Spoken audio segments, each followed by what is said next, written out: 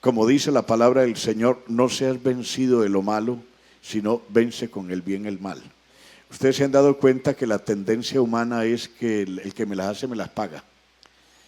Y no interesa que sea cristiano, a veces como que se olvida un poquito. No, y es que ¿por qué me va a humillar? No, ¿y él quién es? ¿Y ella quién es? Y entonces eso riñe con el propósito de Dios. Cuando el Señor Jesús habló con Nicodemo, recuerdan ustedes muy bien, Nicodemo está dándole un saludo protocolario muy especial, pero el Señor está pensando en la necesidad de Nicodemo. Y abiertamente le dice, de cierto te digo, que el que no naciere de nuevo no puede ver el reino de Dios. En otras palabras, sin la experiencia del nuevo nacimiento no vas a comprender la razón del por qué estoy yo aquí en este mundo, por qué estoy predicando este mensaje, por qué estoy haciendo estas cosas y las que he de hacer no las vas a entender.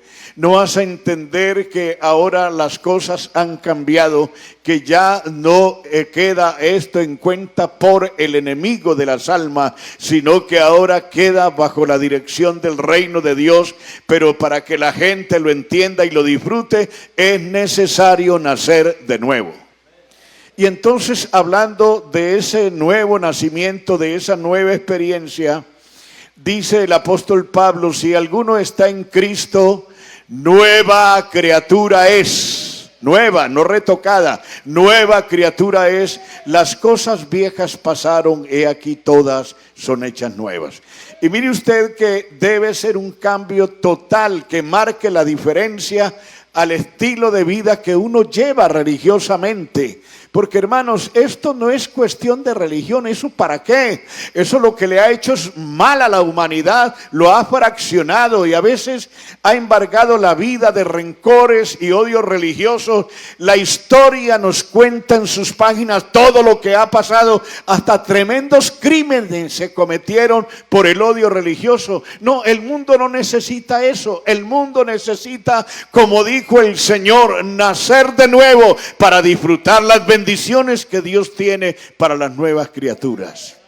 Entonces mire que los requerimientos de ese estilo de vida, dice el apóstol Pablo escribiendo a los Efesios en el capítulo 4, creo que el verso 17 dice, esto pues digo y requiero en el Señor, que ya no andéis como los otros gentiles que andan en la vanidad de su mente, teniendo el entendimiento entenebrecido, ajenos de la vida de Dios por la ignorancia que en ellos hay, por la dureza de su corazón, los cuales después que perdieron toda sensibilidad, se entregaron a la lascivia, o sea, los deleites carnales, para cometer con avidez, o sea, con deseos descontrolados, toda clase de impureza. Mas vosotros no habéis aprendido así de Cristo, si habéis sido por él enseñados conforme a la verdad que está en Jesús. En cuanto a la pasada manera de vivir, despojados del viejo hombre.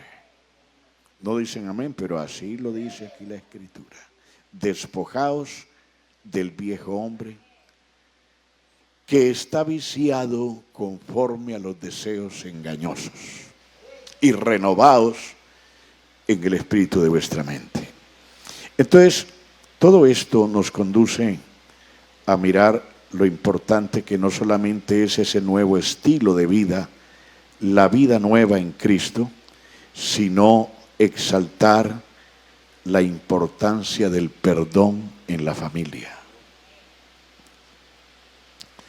Es importante que nosotros podamos comprender que aunque somos espirituales, somos cristianos, nosotros debemos estar en la capacidad de entender que siempre habrá problemas, siempre habrá pleitos, discusiones entre los hermanos, entre los padres, aún entre los esposos. Y también comprendemos que los pleitos y los malos entendidos aparecen dentro de la familia.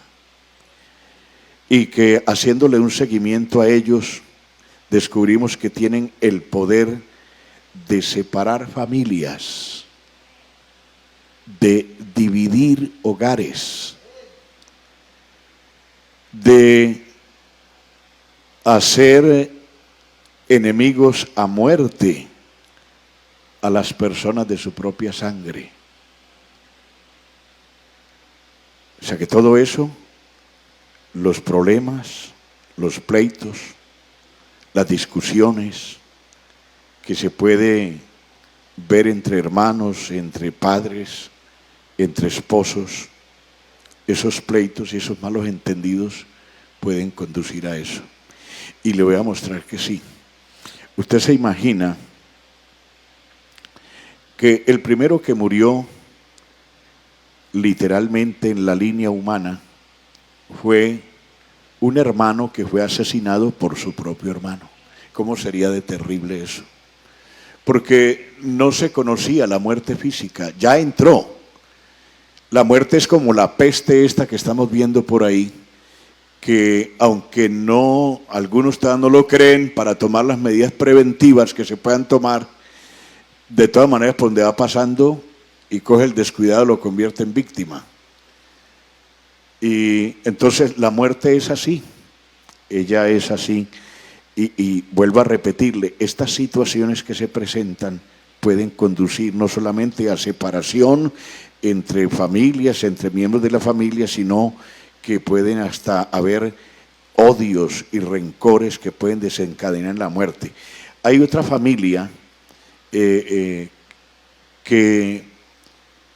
el primero fue por envidia, digo yo, pero este otro no fue por envidia, fue por descuido. Porque es que hay cosas que se valoran es cuando se pierden. Estábamos leyendo en la lectura inicial el caso de Esaú. Y se acuerdan ustedes que él, precisamente de él es que vamos a hablar, porque él hay un momento que reacciona, hay un momento que descubre toda la bendición que está oculta en esa primogenitura.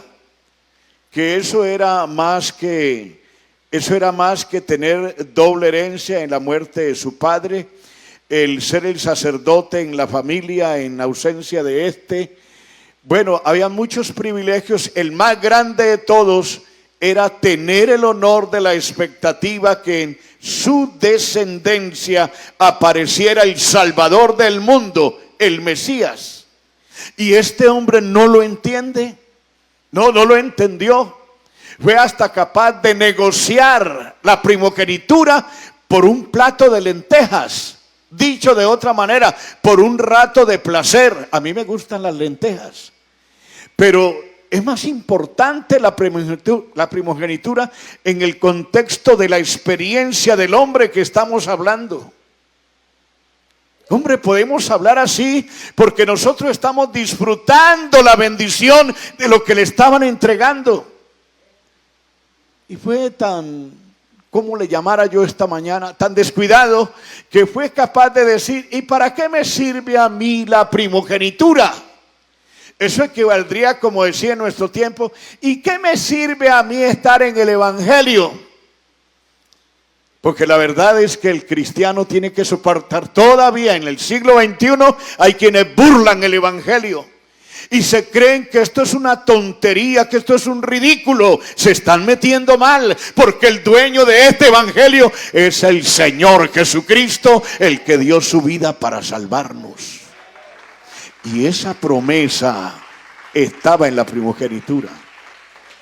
Bendito es el nombre del Señor. Mire que el texto sagrado dice que son israelitas, de los cuales son la adopción, la gloria, el pacto, la promulgación de la ley, el culto y las promesas, de quienes son los patriarcas y de los cuales según la carne vino Cristo, el cual es Dios sobre todas las cosas.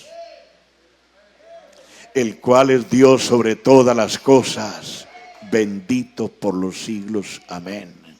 Mire qué bendición tan grande había. Y este señor Esaú cambió esa bendición por un rato de placer, por unas cucharadas de comida. Entonces ahora se encuentra con motivos para decir que tiene razón para odiar a su hermano. Y mire lo que dijo en Génesis 27:41. Y aborreció Esaú a Jacob por la bendición con que su padre le había bendecido, y dijo en su corazón, o sea que ni siquiera abrió la boca, pero lo dijo en su corazón: llegarán los días del luto de mi padre y yo mataré a mi hermano Jacob. Y entonces de alguna manera la mamá lo supo y le dijo: mi hijo, váyase para la tierra de mis hermanos, porque yo conozco a su hermano como es. Y ya lo dijo, él piensa matarlo a usted apenas pase el luto de su padre. Entonces mire usted lo peligroso que son ese mundo de cosas y que suceden y tienen un propósito peligroso. Bendito es el nombre del Señor. Pero no solamente descubrimos esto, sino que también descubrimos que aún entre la misma familia pueden existir odios, puede haber rencores y puede haber pleitos. Por eso crear una familia va más allá de uno enamorarse y disfrutar ese privilegio de yo conseguir la mujer que me gustó. Eso es una bendición de Dios, pero eso va más allá. Porque después viene la descendencia, como es normal que ocurra, si Dios lo permite. Pero esto conlleva una serie de cuidados y responsabilidades de parte de nosotros, que somos los administradores de esa familia. Y también descubrimos que a pesar de que todo esto es real, a la luz de la palabra del Señor, descubrimos que ese veneno de los pleitos en los hogares y en la familia, que son reales, hay un remedio para solucionar el problema. Y ese remedio es una herramienta poderosa, es el perdón. Así sencillo como usted lo oye, el perdón. En San Mateo 18, el verso 21, encontramos al hermano Pedro, al que le entregaron las llaves del reino. Usted se acuerda cómo era él de carácter, pero el Señor lo eligió. Y entonces, por unas palabras que el Señor estaba hablando, estaba mencionando, dice Pedro, y se le acercó al Señor y le dijo: Señor, ¿cuántas veces perdonaré a mi hermano que peque contra mí? ¿Hasta 7? Sé que él me dio la paciencia que tenía, y de ahí para adelante, quién sabe qué hubiera pasado. Él dice: Señor, ¿hasta 7? Y el Señor, que lo sabe todo, le dijo: no te digo hasta 7, sino hasta 70 veces 7.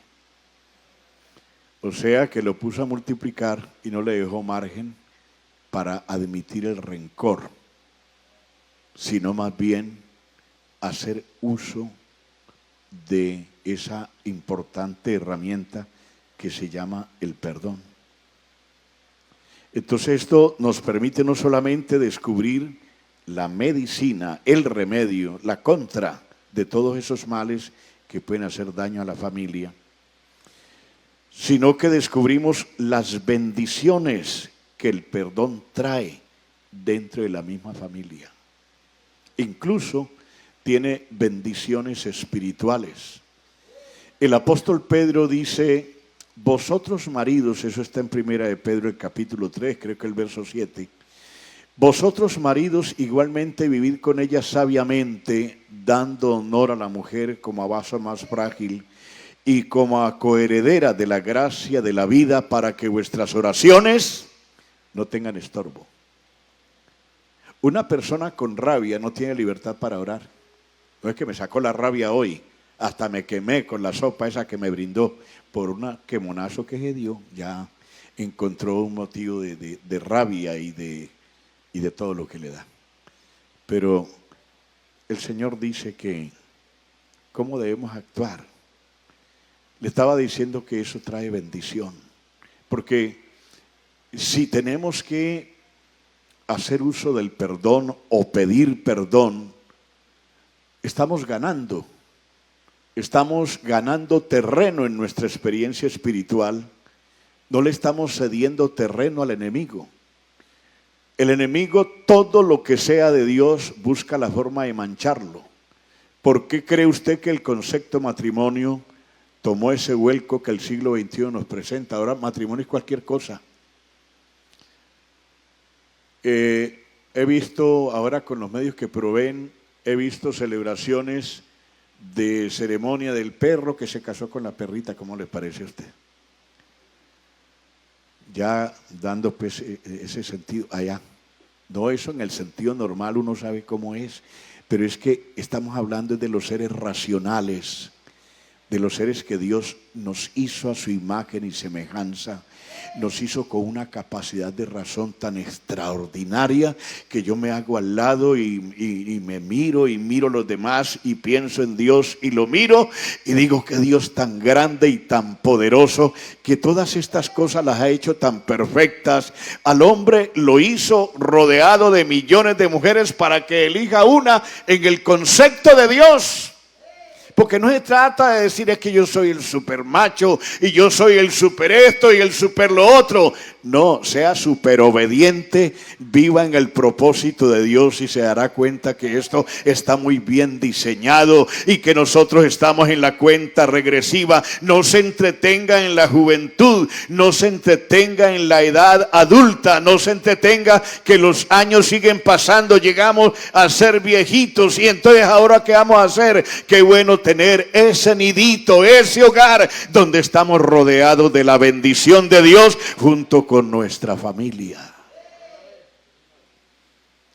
En San Marcos, el capítulo 11, el Señor da una recomendación muy importante.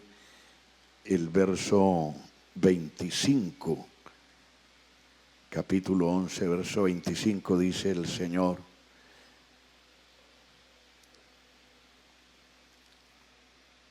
y cuando estéis orando, perdonad. Cuando estéis orando, perdonad. Si tenéis algo contra alguno, para que también vuestro Padre que está en los cielos os perdone a vosotros vuestras ofensas. Porque si vosotros no perdonáis, tampoco vuestro Padre que está en los cielos os perdonará vuestras ofensas. ¿Cómo le parece? Entonces, ¿es importante el perdón? Claro, es importantísimo. Usted sabe lo que Dios le perdonó a usted, hablando del perdón que usted disfruta de parte de Dios. Es que a uno no le queda más que sonreír frente a la vida, adorando a este Dios bendito. Y la única palabra grande que encontramos es decirle: gracias, Señor, gracias, porque me encontraste una condición no muy buena. Puede ser que algunos no era el borracho, el maldiciente, el adúltero, ni nada de eso. Puede ser que no, pero era pecador. ¿Y cómo nos encontró Dios? Destituido de la gracia de Dios. Analice solamente esa expresión. Dice: y por cuanto todos pecaron, están destituidos. O sea, habíamos perdido el derecho. Por eso es importante frente a lo espiritual reaccionar, despertar. Somos más que los kilos de peso que tenemos. Somos más que la estructura física que poseemos. Somos hechos a la imagen y semejanza de Dios. Se nos encomendó a nosotros el sostener la continuidad de la raza humana, pero dentro de unos parámetros que se llama el santo estado del matrimonio. El hombre por causa del pecado ha salido de ellos y lo está haciendo mal y lo sigue haciendo mal. No es una acusación, no es una censura, es una reflexión. Hay seres humanos que por las calles lloran porque están arrastrando lo que ellos llamarían mi desgracia. Y uno les escucha hablar y tienen que ver con su familia. Porque mi papá, porque mi mamá, porque mis hermanos. Y todo se descarga ya. Puede ser que haya razón. Esto debe servirnos a nosotros para que el que va a comenzar un hogar o el que lo tiene, dejemos que Dios hable a su debido tiempo. Que esto sea más que un sermón, que esto sea más que un culto de familia, que no sea solamente el cumplir con ese orden de programa del año, no, que vaya más allá, que Dios nos hable, que Dios nos ayude. Abrámosle la puerta de nuestro hogar, abramos la puerta de nuestro corazón, dejemos que su palabra y su espíritu nos corrija para poder arreglar las cosas que no están funcionando bien. Cuánta bendición perdemos cuando simplemente no queremos perdonar. Hermano, le digo con un sentimiento, por las razones que yo sé, ver cómo se destruyen los hogares. Ay, hermano, eso me parte por dentro. Y hablemos aquí abiertamente. Aún dentro de nosotros hay algunos que tienen problemas que se pueden remediar. Y usted me hace el favor y no me le vaya a decir el pastor porque la arregla conmigo. Entonces ella de miedo se calla. Eso sí, cuando hay el reguero, hermano, oración y ayuno porque mi hogar se desbarató. No hay necesidad de hacer oración y ayuno. Deje que la palabra de Dios lo oriente y hagamos como Dios manda.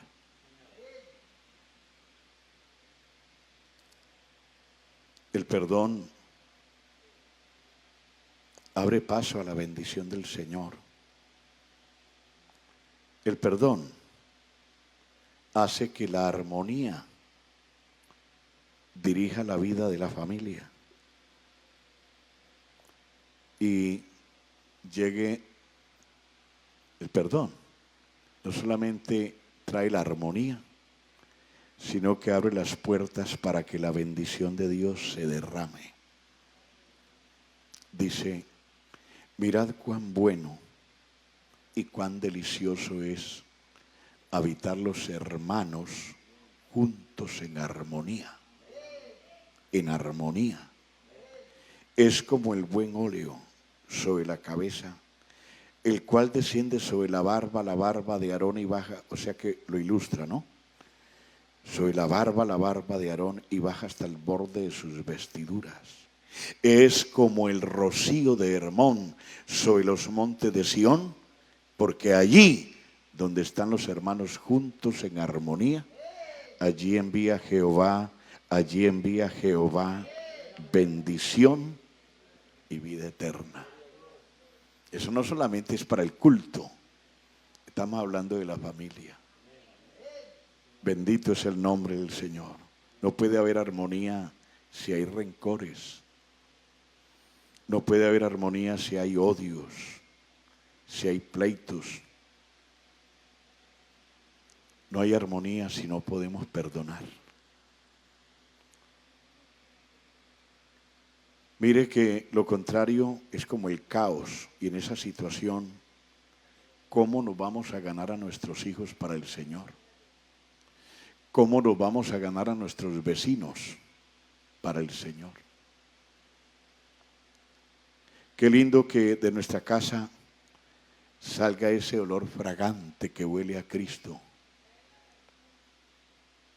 y que las personas puedan encontrar en esa armonía que hay ahí en ese hogar, puedan encontrar como un llamado de atención para reflexionar y terminar unidos con nosotros, buscando este camino que nosotros seguimos. Un día terminé la escuela dominical creo que fue la dominical en Cúcuta. Entró un joven, póngale unos 20 años. Ya llegó tarde y llorando me dijo: pastor, yo a ustedes los admiro mucho.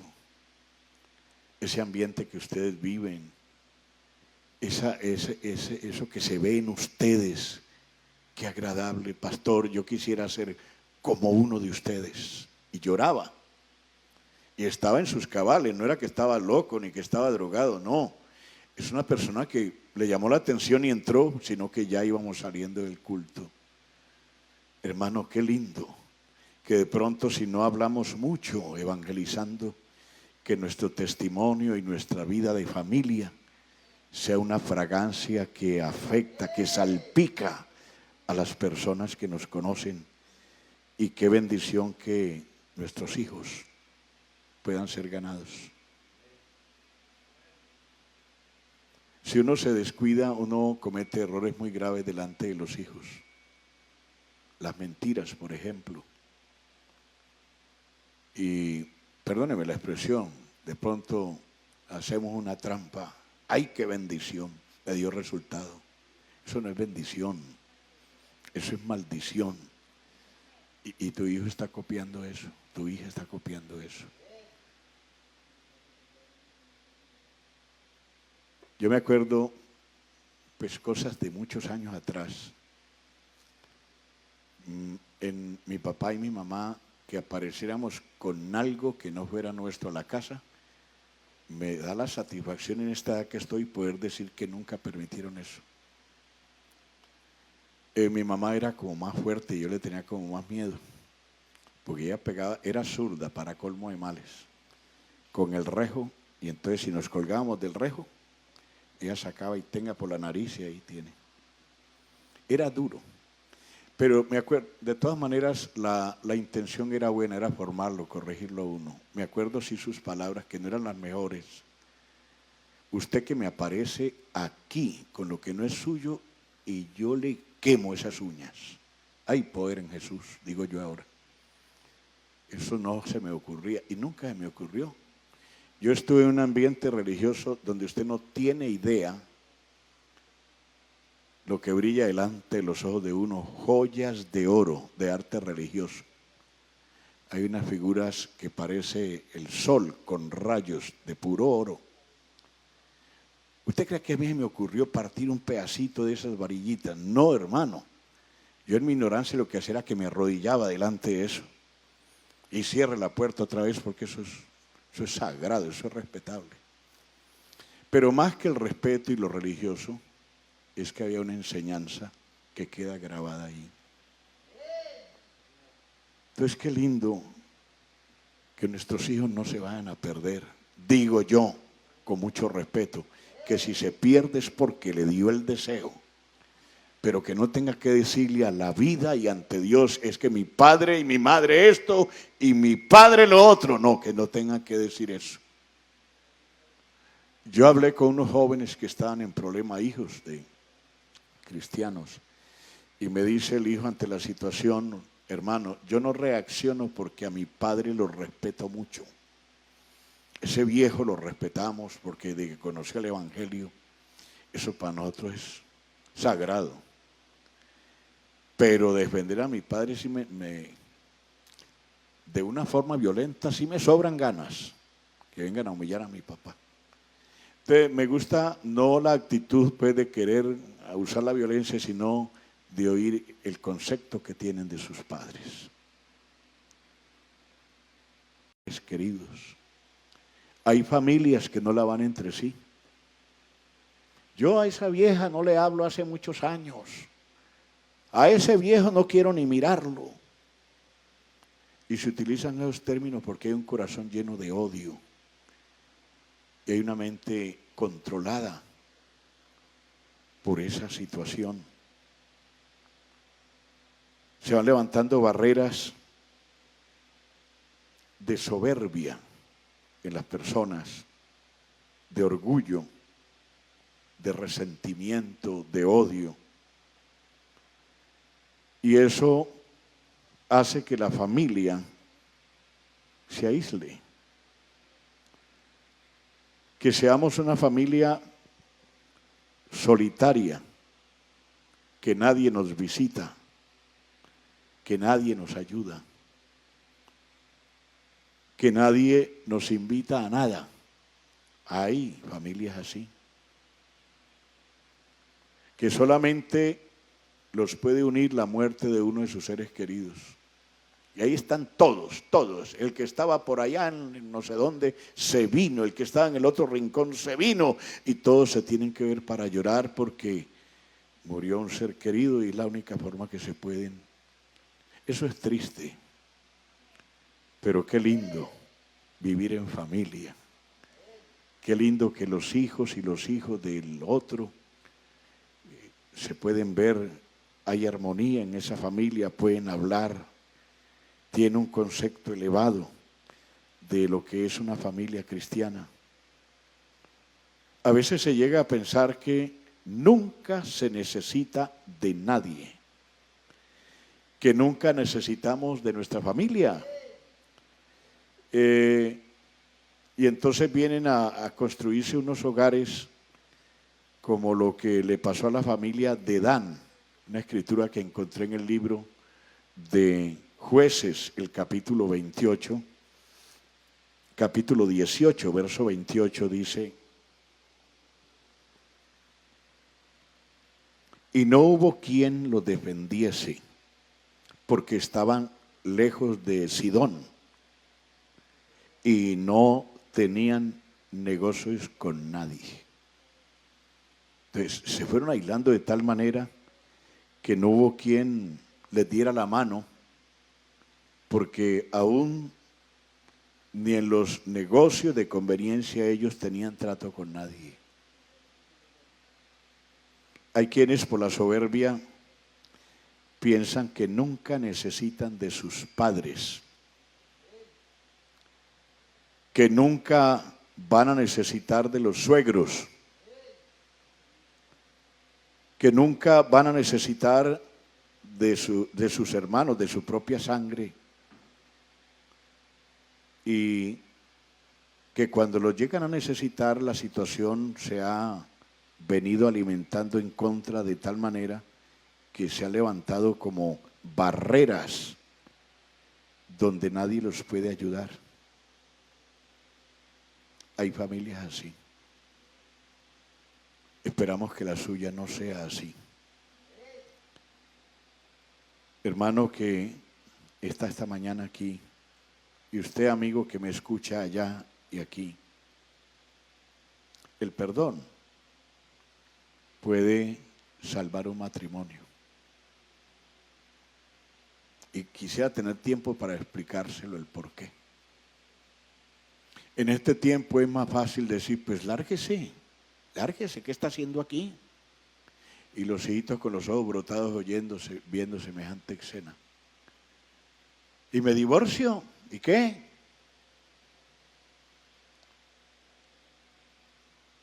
Es bueno aceptar lo que la palabra de Dios dice, pero yo no miro el divorcio como una doctrina evangelística para estarla predicando. No, eso tiene su contexto. Eso no es es hasta que los problemas nos separen, hasta que la irresponsabilidad me separe, hasta que el odio me separe. No, el único que nos pueda separar sea la muerte, porque es, en el concepto de Dios, es hasta que la muerte nos separe. Dice San Mateo capítulo 19. Gloria a Dios. Yo digo gloria a Dios. Capítulo 19, verso 6. Así que no son ya más dos, sino una sola carne. Por tanto, lo que Dios juntó, no lo separe el hombre. No es el juez, no es el abogado. Yo he oído personas tratando de lanzarle piedras a la iglesia pentecostal. Es que ya recasan. Esa palabra, la persona que lo menciona debe medirse y no sabe de la legislación colombiana y no sabe en qué país vive. Y de la Biblia no sé qué tanto sabe. Porque lanzan palabras irresponsablemente. Mire que una sola palabra. Los que casan en Colombia son las leyes.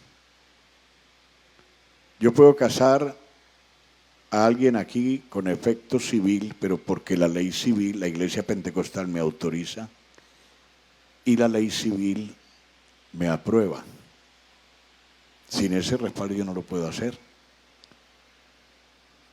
Y en la iglesia pues disfrutamos de ese privilegio en algunas congregaciones. Pero aquí el que casa y el que maneja la situación civil es la ley civil.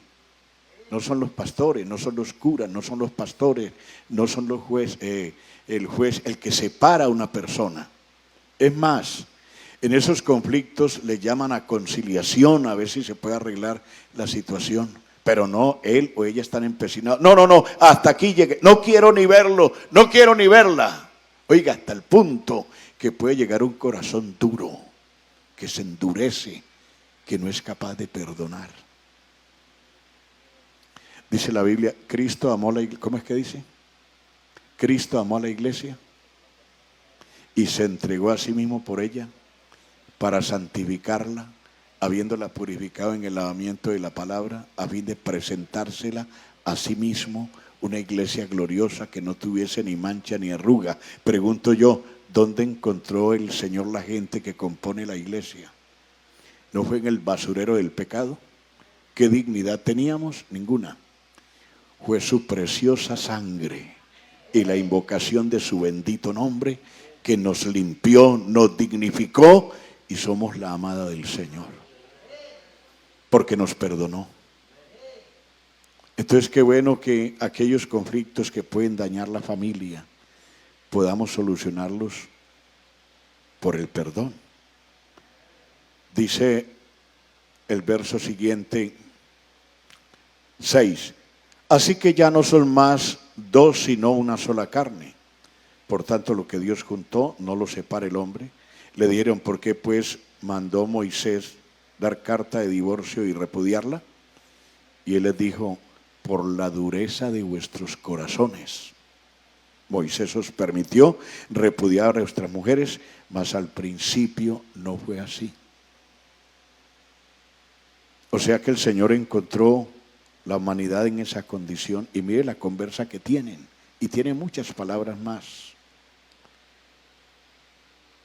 Entonces el perdón puede salvar un hogar. El Señor es el autor del matrimonio. El Señor es el que une las vidas.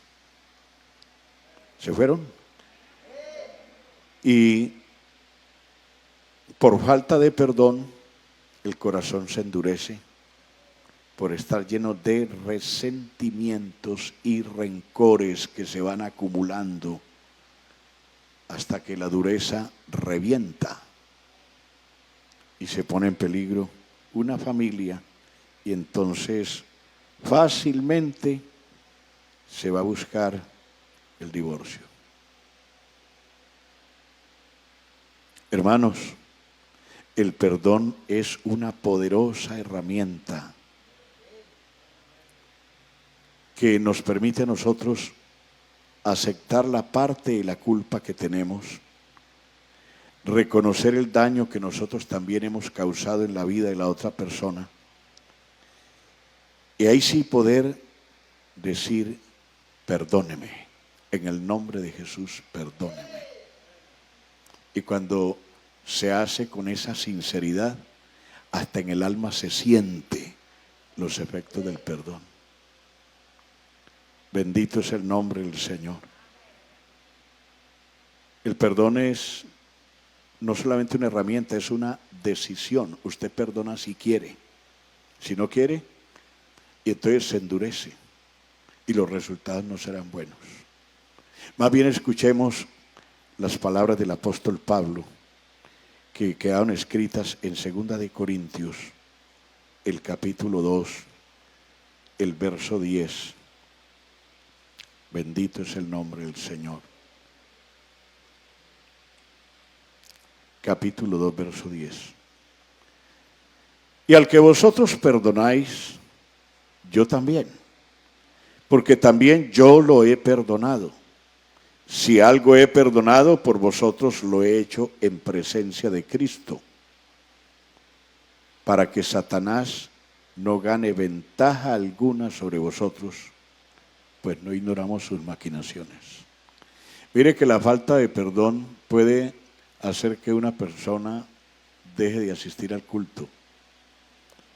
Que el día que hay Santa Cena, hermano, era que estaba enfermito. Claro, estaba enfermito. No era enfermito físicamente y no de corazón. Y entonces hasta la mentira la utiliza para defenderse. No, aquí lo que vale es lo que la palabra del Señor nos enseña. El Señor dijo una palabra en la casa de don Simón el fariseo. ¿Se acuerdan ustedes la historia de una señora que se fue detrás hasta que el Señor entró como intrusa, porque a ella no la han invitado? El que invitaron a cenar fue al Señor. Pero ella no está detrás de la cena ni le interesa a don Simón. Lo que a ella le interesa es encontrarse con Jesús. Y cuando esa señora quiso saciar ese deseo de encontrarse con Jesús, no le interesó que él está sentado a la mesa, no le interesó que el jefe de la casa es un fariseo. A ella lo que le importa es la persona de Jesús. Y cuando lo vio, se fue por detrás y se tiró a sus pies y comenzó a besar sus pies. Y era que lloraba con ganas. Y ese llanto era la demostración de un quebrantamiento, de un corazón que está contrito y humillado porque está cargado de pecado y de problemas. Se está rindiendo, mejor dicho, está pidiendo perdón al que la puede perdonar, al que la puede liberar de la misma muerte. Y don Simón, cuando vio la escena, dijo: ay, yo me equivoqué. Yo pensaba que este era un maestro, que era un profeta, porque si él supiera, sabría la clase de persona que lo está tocando. Y entonces Jesús le puso una ilustración, creo que está en San Lucas capítulo 7, y con esto finalizamos. El capítulo 7, entonces el Señor le dice en el verso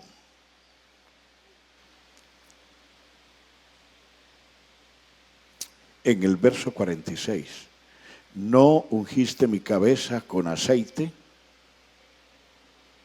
mas está ungiendo con perfume mis pies. Por lo cual te digo que sus muchos pecados le son perdonados, porque amó mucho. A ver, mas aquel a quien se le perdona poco, poco ama. Mire usted los resultados del perdón. Eso no era un drama, eso no era una escena, eso era en vivo y en directo. Una persona que está buscando el perdón del Señor. Hermanos, ¿qué necesidad habrá en tu vida, en tu hogar, en tu matrimonio? ¿Será que podemos unirnos esta mañana y hacer una oración? Que Dios nos dé sabiduría. ¿Serías capaz de invitar al Señor a tu casa para que entre hasta el último rincón, hasta en tu alcoba, entre el Señor? Pero más que ahí, que entre en el rincón de tu corazón y que su Espíritu Santo te ayude. ¿Permitirías eso? Estén de pie. Si hay rencores, hermano, eso hay que sanarlo. Seguid la paz con todos. Y dijo Pablo, en cuanto dependa de vosotros. Vamos a ilustrarlo. Yo le quiero pedir perdón. Oiga, y se toteó de risa cuando le pedí el perdón. Esté tranquilo que usted lo que lo ha hecho de corazón. Lo otro queda en la conciencia de la persona y en manos del Señor. pero tú has roto la barrera que estaba causando daño. Bendito es el nombre del Señor. Usted con pedir perdón no pierde nada, pero hágalo con carácter cristiano. Amor, vamos a tener un ratico a solas, vamos a hablar. Hay cosas que no están bien. Hasta poderle decir, amor, yo hace tiempo te he tenido un resentimiento contigo porque hiciste esto o no hiciste lo otro y yo no quiero cargar más eso.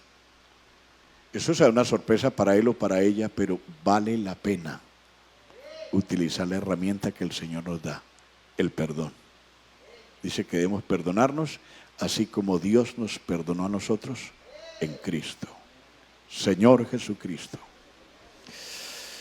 gracias por haberme traído aquí, Señor, para compartir con tu pueblo esta palabra. Te pedimos que entres a nuestra casa, Señor, a todos los rincones de nuestra habitación, pero sobre todo de nuestra existencia. Somos necesitados de ti, lo reconocemos, Señor, nuestro hogar necesita de ti. Señor, no sabemos qué momento estamos viviendo frente a tu venida. Sí sabemos que hay tiempos peligrosos y malos, pero estamos esperando tu venida. Guárdanos, Dios mío. Guarda a nuestros hijos, nuestra descendencia, nuestra familia, el esposo, la esposa, Señor. Que podamos decir que estamos disponibles y listos para ese viaje. Mientras tanto, ayúdanos, no nos sueltes, Señor. Lo pido en tu nombre santo, Jesús, y te doy gracias, Señor. Una alabanza para el Señor. Una alabanza para el Señor. Hermanos, para mí es una bendición haber estado con ustedes en esta escuela dominical. Y ustedes, mis hermanos, que están allá a la distancia, una bendición que estemos unidos aquí en el Espíritu. Deseo que Dios los bendiga y los guarde. A las 5 en punto de la tarde tenemos el culto evangelístico.